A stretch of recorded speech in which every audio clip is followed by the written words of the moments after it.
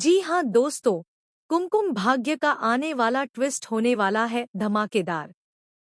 और वह कहानी में आप देख रहे हैं कि यहाँ पर जो बुआ माँ है ना, वो एक नंबर की लालची है और वो नहीं चाहती है कि सुनारिका की जगह कोई और इस घर में आए, क्योंकि वो सुनारिका को अपनी तरफ करके रखेंगी और शिवांश के पास जितने भी पैसे हैं, जितनी भी दौलत है, वो उनके पास ही बनी रहेगी। इसीलिए तो प्रार्थना को बार बार इस घर से जाने के लिए कहती है, क्योंकि प्रार्थना जो है वह एक बहुत ही अच्छी लड़की है और इसीलिए वह शिवांश के साथ कभी बुरा नहीं करेगी और ना ही वह उसके खिलाफ जाएगी। तो वहीं पर अब जो बुआ माँ की असलियत है ना, वो अभी तक छुपी हुई है। असली मास्टरमाइंड तो वही है। उन्हीं की वजह से स्मिता घर छोड़कर गई थी, अपने बेटे शिवांश को छोड़कर चली गई थी। लेकिन यह बात आखिरकार पता चले भी तो कैसे चले। लेकिन प्रार्थना जो है ना, वो समझती है बुआ माँ की चालों को और अब प्रार्थना यहाँ पर स्मिता को भी समझाने की कोशिश करती है कि शिवांश को आपकी जरूरत है। वह आपके प्यार के लिए तरस रहा है, वह तड़पता रहता है और अगर आप एक बार उसे प्यार से बेटा कह देंगे तो वह रुक जाएगा। जहाँ पर स्मिता को लगता है कि प्रार्थना जो है उसे ओवरपावर कर रही है और अपने आप को बहुत बनकर उसे छोटा दिखाने जाती है। और पायल भी बार बार जो है स्मिता को भड़काती रहती है प्रार्थना के खिलाफ। जहाँ पर अब जो है पायल कहने वाली है कि अगर रौनक मेरा हो जाएगा तो तुम्हें बुरा तो नहीं लगेगा।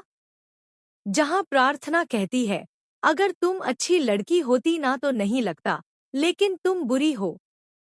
वही बात आपको बता दें कि अब सुनारिका जो है वो शिवांशु को कॉल करने वाली है और पूछती है कि क्या तुम्हें मेरी याद नहीं आती।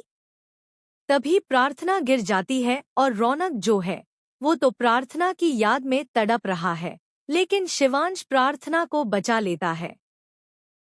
अब भैया आपको बता दे कि सुनारिका कभी भी शिवांश की जिंदगी में नहीं आ पाई, क्योंकि शिवांश को प्रार्थना से प्यार होने लग गया है।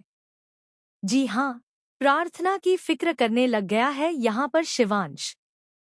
लेकिन शिवांश की जिंदगी में अगर कोई सबसे बड़ा दुश्मन है ना, तो वह है उसकी बुआ माँ, जिसके खिलाफ जब प्रार्थना बोलती भी है तो शिवांश उसे चुप करवा देता है। लेकिन अब स्मिता को यह एहसास हो रहा है कि शायद वह अपने बेटे शिवांश के साथ गलत कर रही हो। इसीलिए अब यहाँ पर स्मिता जो है वो बुआ माँ की असलियत खोलती है प्रार्थना के सामने। और बुआ माँ की जो असलियत है ना, जो उनका असली चेहरा है, वो सिर्फ स्मिता ही जानती है। और इसीलिए स्मिता जो है वो प्रार्थना का सपोर्ट करने वाली है और फाइनली यहाँ पर अब रौनक और शिवश दोनों को ही प्यार देती हुई नजर आ सकती है स्मिता।